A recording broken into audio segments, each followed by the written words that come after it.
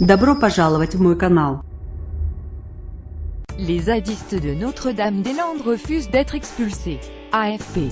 Lundi 15 janvier, avant même de connaître la décision du gouvernement annoncée par Édouard Philippe ce mercredi, les zadistes qui envisageaient toutes les hypothèses sur leur site internet ont averti l'exécutif. Même après l'abandon du projet de création d'un nouvel aéroport pour le Grand Ouest à Notre-Dame-des-Landes qui ne constitue à leurs yeux qu'une victoire partielle, les occupants de la zone ne libéreront pas les lieux. Alors que le Premier ministre a donné aux occupants jusqu'au printemps pour se retirer, et la communauté a fait officiellement savoir sur son site « Zone à défendre » que « nous serons nombreux à défendre la ZAD en cas d'intervention policière, ciblée ou totale ». Une grande fête de victoire de la lutte est d'ailleurs prévue le 10 février prochain qui, au-delà des 300 à 400 personnes installées sur les 1600 hectares de Notre-Dame-des-Landes, rassemblera tous ceux qui souhaitent enraciner l'avenir sur la ZAD.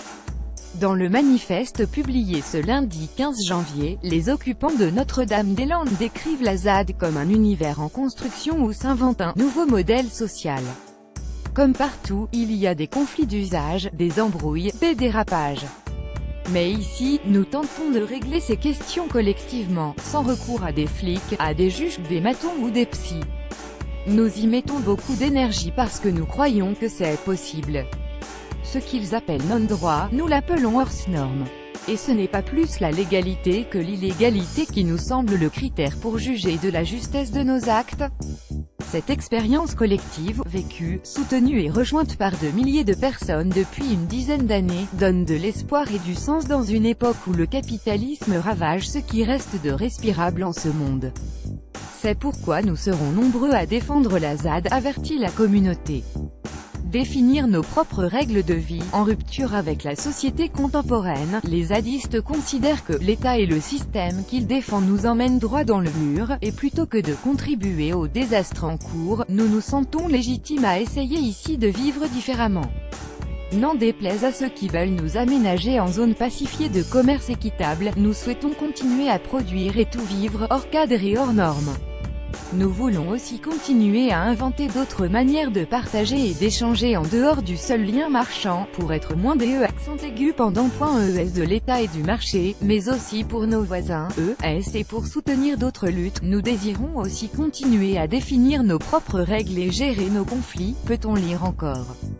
Une base arrière pour d'autres luttes. Sans avoir attendu les déclarations d'Édouard Philippe, les zadistes ont annoncé enfin, dès lundi, que la ZAD vivra.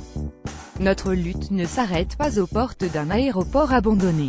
Elle se poursuit au-delà, et tant que des bétonneurs sans scrupules continueront à piller des ressources et des espaces, nous continuerons d'entraver leurs machines. Sans pour autant que l'on ait envie de quitter cette zone, qui, dès lors que son avenir sera acquis au mouvement anti-aéroport, pourra constituer une base arrière solide pour ouvrir d'autres brèches. Nous sommes beaucoup sur cette zone à considérer que l'abandon de l'aéroport ne constitue qu'une victoire partielle. On aura encore à lutter ensemble pour préserver et arracher des marges de liberté, ici et ailleurs.